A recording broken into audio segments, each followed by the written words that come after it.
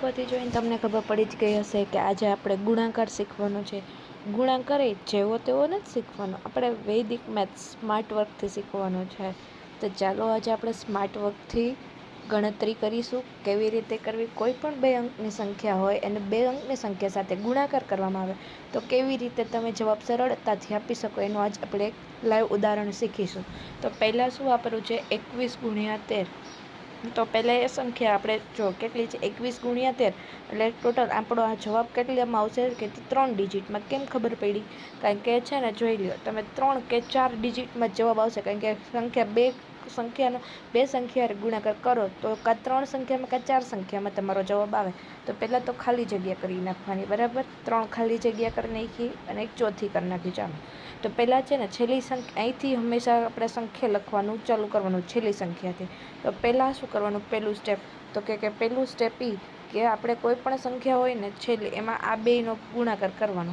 એટલે છેલ્લી બેયમાં છેલ્લી સંખ્યાનો ગુણાકાર, એટલે 21માં છેલ્લો અંક શું છે તો કે 1, એને ગુણ્યા 13માં છેલ્લો અંક શું છે તો કે 3, તો 1 ગુણ્યા 3 એટલે કેટલા થશે 3, બરાબર। હવે તો કે બીજું સ્ટેપ આપણે શું તો કે વચ્ચેની સંખ્યા। તો વચ્ચેની સંખ્યામાં શું કરવાની, પહેલી સંખ્યા અને છેલ્લી સંખ્યાનો ગુણાકાર, એટલે કે 2 ગુણ્યા 3 વત્તા છેલ્લી સંખ્યા અને પહેલી સંખ્યાનો ગુણાકાર, એટલે 1 ગુણ્યા 1, તો 3 દૂને 6 વત્તા 1 એકા 1 એટલે 6 ને 1 કેટલા થશે 7। તો અહીંયા એનાથી આગલી સંખ્યામાં શું લખવાનું તો કે 7। હવે તમે જો એનાથી આગળ ત્રીજું સ્ટેપ, એટલે કે હવે શું કરવાનું તો કે આપણો જવાબ તો પહેલાં તો 2 આવી ગયો 73, બરાબર। હવે હજી એક આગળ ખાલી જગ્યા છે, એમાં શું કરવાનું તો કે આગલી 2 સંખ્યાનો ગુણાકાર, 2 એકા 2 એટલે આપણને 21 ગુણ્યા 13નો જવાબ શું થશે 273। ચાલો આપણે હજી એક ઉદાહરણ લઈ લઈએ।